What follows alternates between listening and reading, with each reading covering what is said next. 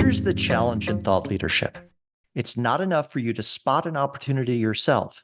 You often need to help people see the world in a different way.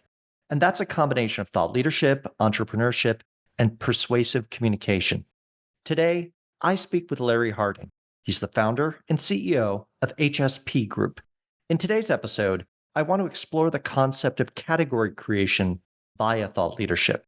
How do you stand up a new category of solution and get others to notice and sign up? We'll explore helping prospects learn what they don't know and shaping how people think by making the invisible visible to them. I'm Bill Sherman, and you're listening to Leveraging Thought Leadership. Ready? Let's begin. Welcome to the show, Larry. Thank you. Happy to be here. So, I want to dive in with a challenge and a question. Often, when you're creating a new category, which is the world and the excitement of entrepreneurship, there's a piece of education that needs to happen. And in our previous conversation, you and I talked about the customer doesn't know what they don't know. So, set the table for me in terms of what HSP does, and then the challenge that you've had in terms of customer education. Sure. HSP Group basically helps companies expand overseas and manage their global footprint. So, specifically, we tend to provide solutions for the office of the CFO, finance, accounting, tax, human resources, payroll, and chief legal officer, compliance officer, typically back office folks. None of the reasons companies go overseas are to process a great payroll every month. They're either opening up new markets or they're finding talent or they're realizing some cost effectiveness. But once they do go overseas, there is an inevitable list of different things that they need to be on top of.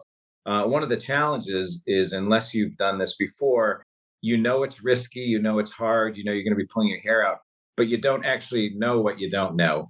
So there's an element really of having to learn and understand what the different challenges are, what the different solution approaches might be.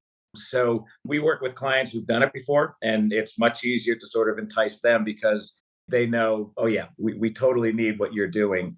And with other more challenging prospects, there's a little bit of an education. And typically So, we don't talk want to to me scare about that them. education process in terms of how do you take someone's interest in expansion to a really prepared state, right? Where they realize there's a gap that they don't even see. Yeah, well, it's interesting. Oftentimes, when the folks that we're talking to are talking to us, it's because the organization has already decided to go overseas. So, no, they're along for the ride, whether they like it or not. Their job is to make sure all the different pieces are in place for that to be successful from their different perspectives. And they talk to us really to understand, okay, what am I getting myself into? What do I need to be on top of? And fortunately or unfortunately, typically this education conversation is this is going to be a lot more challenging than you probably understand it's going to be. And we talk about, different tax compliance and HR employment regulations, which for a US company are much more complicated outside of the US.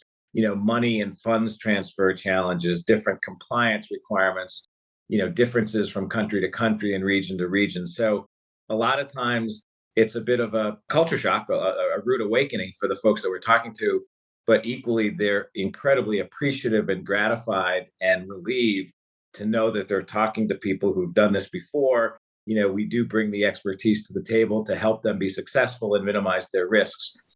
It's a little bit of a bad news, good news scenario oftentimes when we're speaking with these folks, but they quickly realize whether it's HSP Group or some other alternative, they're going to want and they're going to need the help in order to expand overseas successfully.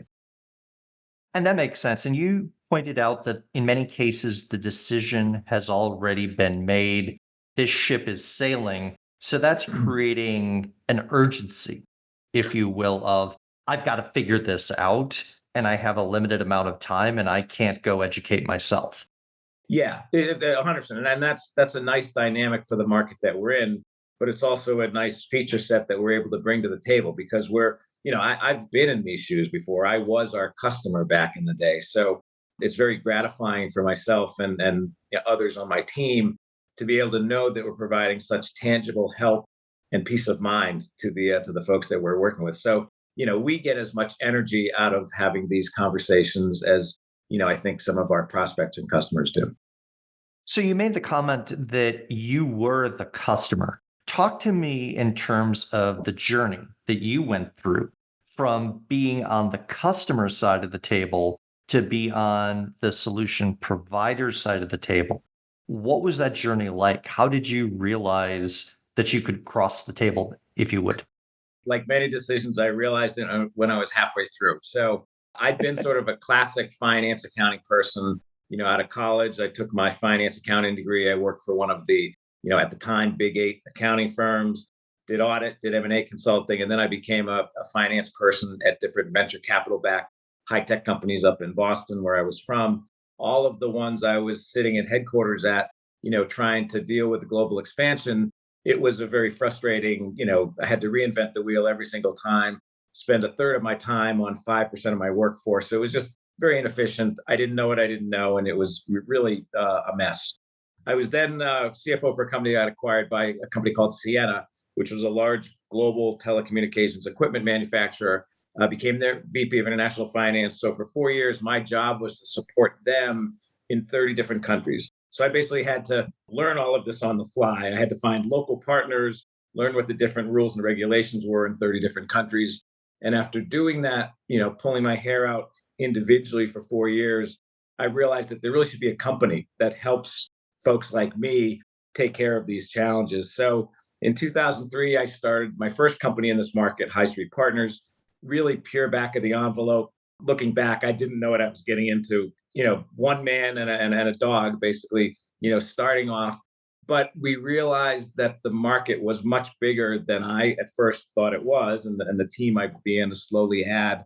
So bit by bit, it was a great time to be in a global expansion industry. We built up a really successful company. Reached 40 million in revenues, raised venture capital money ourselves, developed some helpful technologies. Built up an amazing team of really talented people all over the world, many of whom are now working at HSP Group here with me, and just figured it out. And in many ways, kind of created an industry that didn't really exist in the way it exists now. It's just very stealth, very disparate. People doing one thing, others doing another. We were one of the first to sort of provide the full A to Z of global expansion solutions, and now it's a very interesting, well-defined market that we've been able to be on the journey of really figuring out. Well, and from the way you describe it, it sounds like when you entered into this point, especially if you were, maybe it was different for if you were a Fortune 500 and a multinational, right? Mhm. But if you were a VC backed firm or you were a high growth startup looking to expand internationally, you were hoping for someone who could say, I've got a guy or I've got a gal who can help you solve that problem in country X, Y, or Z. And you were trying to solve it piecemeal, right? Yeah, that's how we started out. That's how the industry was before, but that doesn't scale easily, especially at a Right, high right. growth That's VC-backed company that's a without a lot of nightmare for infrastructure. You have growth, to find, especially. yeah, different people in all the different countries. So we saw that dynamic and we said, listen, if we can be that sort of one company, one throat to choke, as a term we started using was, and we're going to own and take care of all the different issues you need in all the different countries and all the different regions. That's a better answer for you than just finding the one-offs. I know somebody, and that really is sort of the market dynamic that we tried to improve. And I think that's where we were successful. That was really how it was done before, and nowadays it isn't really done much like that anymore. So you've mentioned working with VCs on several different levels, right? You've also talked about working with the portfolio company's CFO. Who's your target audience for the message these days? And has it evolved over the course of time? The market's evolved. The people we're speaking to and what we're talking about hasn't changed a ton. So, we call it our ideal customer profile or ICP.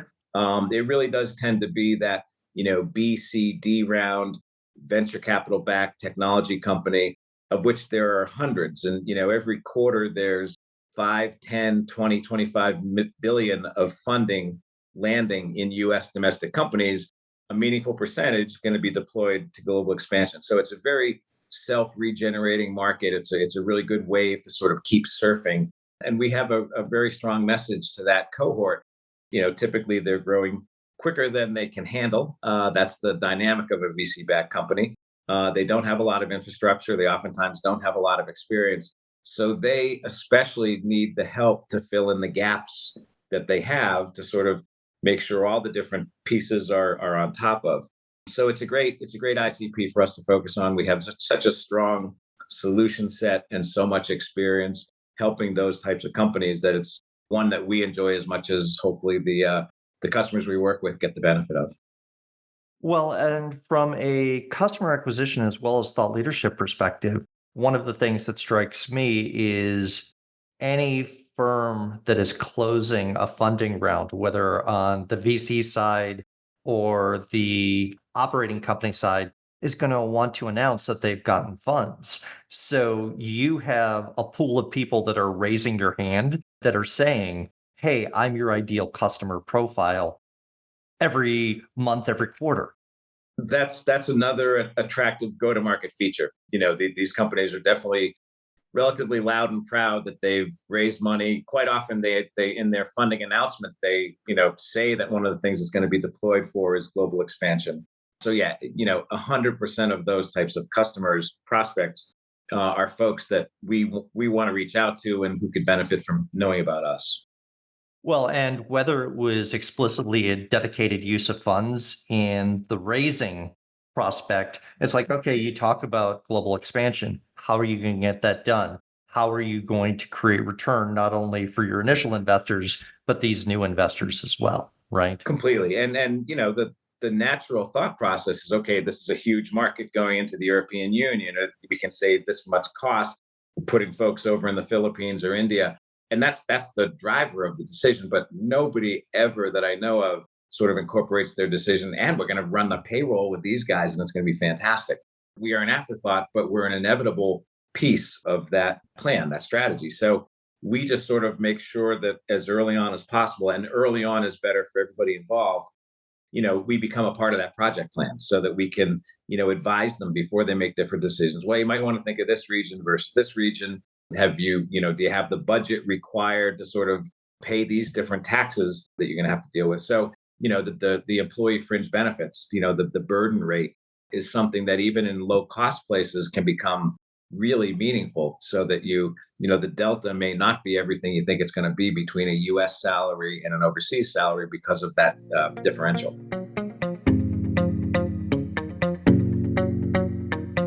If you're enjoying this episode of Leveraging Thought Leadership, please make sure to subscribe.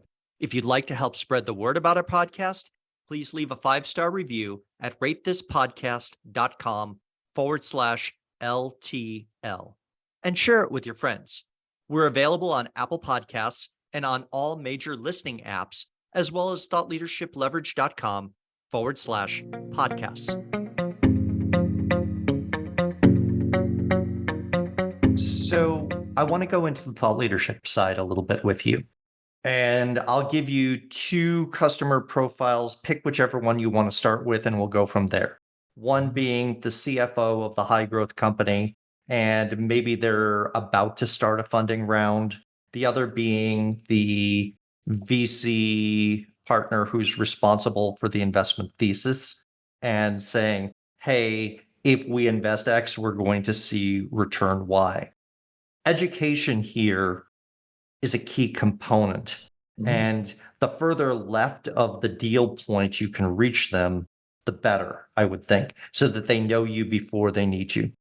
What Yes. are you doing to create those education opportunities to get them to think along the ways that you want them to think?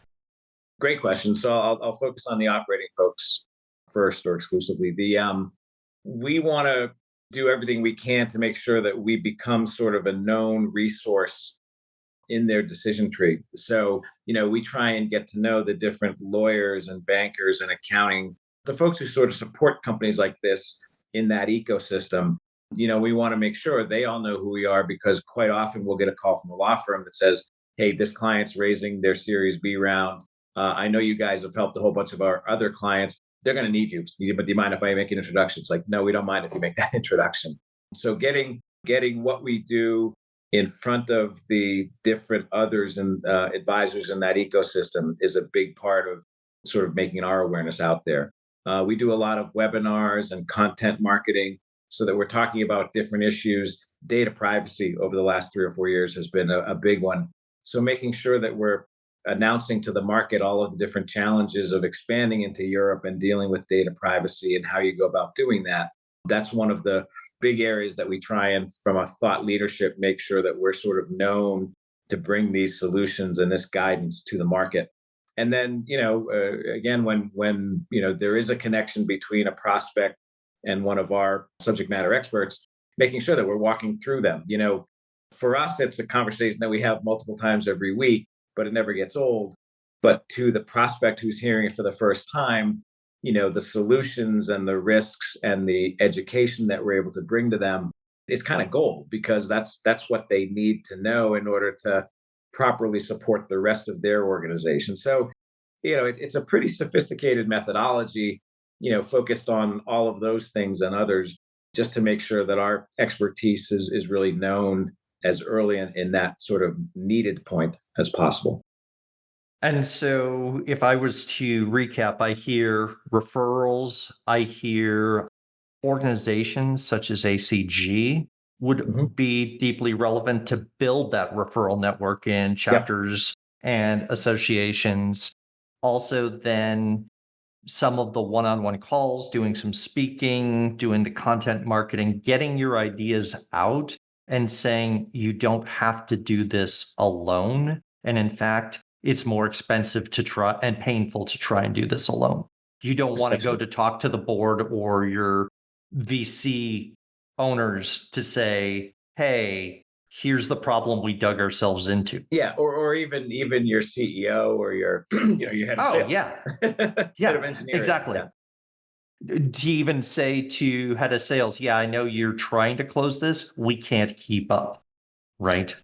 Here are the risks in order to optimize the sales. How are we going to Right. get product into the country? How are we going to account for the VAT taxes? So if we do our job well, then we've equipped the folks who are our direct customers to really do an incredibly effective job supporting their organization, working with their colleagues so that sales can be successful, so that the head of R&D can hire these offshore developers and be successful. So that's really our mission, because we are our ICP ourselves. I mean, we manage a global footprint. We have a head of sales, we have a head of development, and so we know what we need to properly equip our colleagues so that they can carry out their mission successfully from a global compliance and efficiency perspective. So if we do, our head of HR, so if we do a good job, with what we do internally, we know that we're providing the right solutions for our ICP and really any other customers. And what I'm hearing there too is you're creating an internally embedded champion for Totally. that, someone who can be the advocate to talk to the other business functions and say, hey, let's look at this from the sales point of view. Let's look at this from HR's point of view and make sure that everybody who needs to be a stakeholder is at the table and that this solution's integrated rather than just silent. Yeah, I mean, as one example, we've developed our HR technology solutions that we provide to our customers. We have first made sure that Lisa, our own head of HR, who manages people in 17 different countries, has a piece of software that helps her do her job effectively. So we know if we've Right. satisfied Lisa and her team and given her a great product, helping her be successful, inevitably, invariably, we have a great solution for all of the other heads of HR with the customers that we're going to be working with. So you also talked about sort of building an opportunity through the employer of record graduates. Can you talk Yes. to me a little bit about that process and sort of cultivating an audience and developing and educating? Sure. So, employer of record, or EOR, has been in the global expansion space over the last 4 years, 5 years, one of the more explosive parts. And it is a fantastic step one. It's a basically outsourced third party employee leasing approach so that you can expand into Germany or Australia or just about anywhere, turning on a light switch. So, right from the get go, you can have a third party entity be the legal employer of your person in Australia, but they carry out your orders and it's really just like an employee. You pay a premium for that. And with, the first employee or the first handful of employees, especially when you're not sure how permanent the global expansion step is going to be, it's a spectacular solution. But it doesn't necessarily scale. The more successful you are, which is really the goal, is to try and be as successful as Hmm. possible. And then, the higher number of employees you get into Australia or any other country, in certain locations, it's a temporary solution. It's not ever going to be a permanent solution. In certain countries, it becomes a little clunky. You can't quite, you don't have the benefits flexibility, for example, as you might. So, in a meaningful percentage of those EOR customers, as great as they are, at some point they're going to want to and need to graduate. And so, when they have to move on from an EOR approach, that moves into the whole solution set that HSP Group provides. So, we're doing, that's probably the biggest part of our pipeline these days is companies who are transitioning or graduating from that EOR approach. We also work with a bunch of different EOR providers so that they recognize they want their retention, they don't want their churn. So they've recognized that working with us can sort of help keep at least pieces of the customer relationship. So they're advocates versus adversaries in this Hmm. whole thing, which is nice.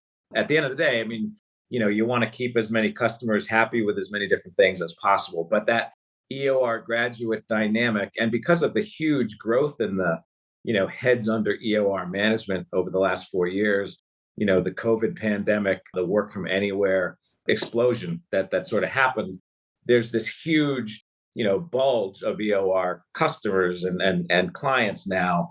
And so those graduate percentages are really, increasing exponentially. So it's a good dynamic for us as a business. It's a great dynamic for the global expansion market. And, we're big fans of EOR, even if we sort of, pick up a lot of business when they move on from EOR. Well, and I think it would be also useful for you to be able to paint a picture in a thought leadership perspective early on and say, here's your likely journey, here's what makes sense, and here's sort of the evolution gateways where the solution from today isn't going to meet your needs tomorrow, right? Yes, absolutely. So we work really hard to be one of the thought leaders. Again, basically supporting EOR. We love EOR, Right, but right. inevitably some of you are going to need to do something different. And here's plan for it now. Could be a Mhm. year, 2, 3 years out, but know that these are the next steps, and we're some folks who can help take care of that for you. We work with our EOR partners to sort of combine those elements. So yeah, it's education and just awareness of the different transition steps is a really important part of the dynamic. So I want to ask you a couple specific questions. You said, hey, we're involved in thought leadership here. How much of your time now is spent in a thought leadership role rather than sort of the founder and leader of the organization these days? So when you look at the many things that you have to do, how much of your time is allocated? And then we'll look at the rest of the team. Yeah, I mean, it's a very meaningful percentage, and I think it should be. I think the main benefit or value I bring to the organization is sort of, not making sure that my amazing team is doing what they're doing because they're going to do what they're do. Yeah. So my main benefit is sort of forging partner and competitor relationships in the market, understanding where the industry is going, and for sure, different thought leadership. So making sure I have my fingers on the pulse of directionally what's changing, what's hot, where the problems are rising. Because in our world, it constantly shifts. There's the whole geopolitical challenges arising these days. Currencies have been up and down, interest rates. So yeah, there are a lot of different things from a thought leadership and a direction of travel that my time is best spent really understanding what's happening and how it could mean for what we want to do and how we can be of best help to the market. Although, in the actual provision of the thought leadership, the news that I'm happy to report is I think we have the best team in the world of sort of subject matter experts and people who've been doing this at a very high level for a really long time. We have experts who can talk about global HR or global payroll or global compliance who are vastly, stronger on the subject than I am. We try and plug the people who have the most significant horsepower into providing the thought leadership, depending on their area of expertise. Well, and from a maturity cycle, there's only so much a founder or a CEO can do on their own to get thought leadership out there. Now, they may be able to open more doors than a sales team on their own by getting invited to speak places or place an article or have a conversation with the leader. But you've got to make sure that whether it's coming from the top of the house or from a country expert or a policy expert, that gets to the sales team, to the account lead, so that you're speaking with one voice and Yeah. there's a consistency of message on that. How do you close that gap, especially given the fact that, as you said, you've got a global footprint, both on the team side as well as then your clients wanting to go many places?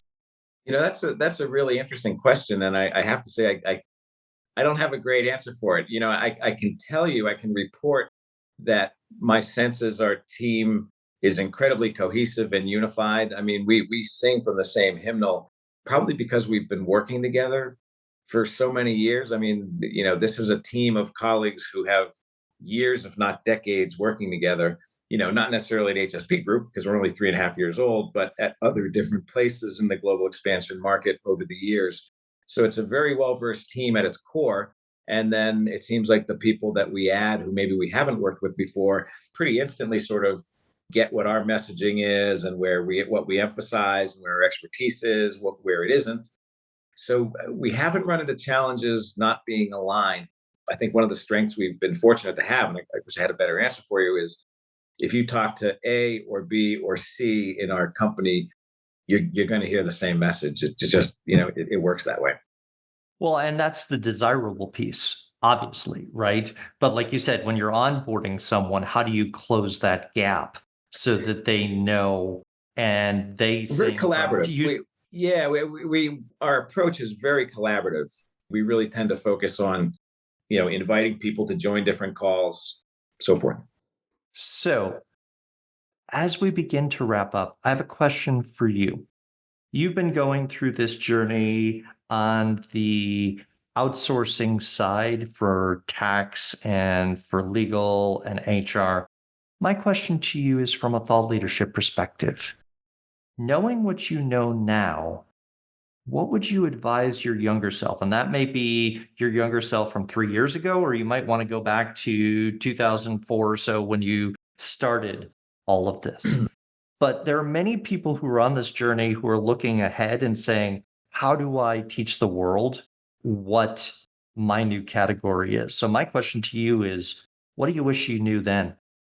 Boy, I think like anybody else, there are a million things I'd love a do over again, and hopefully, not make the same mistakes or do things I did well even better.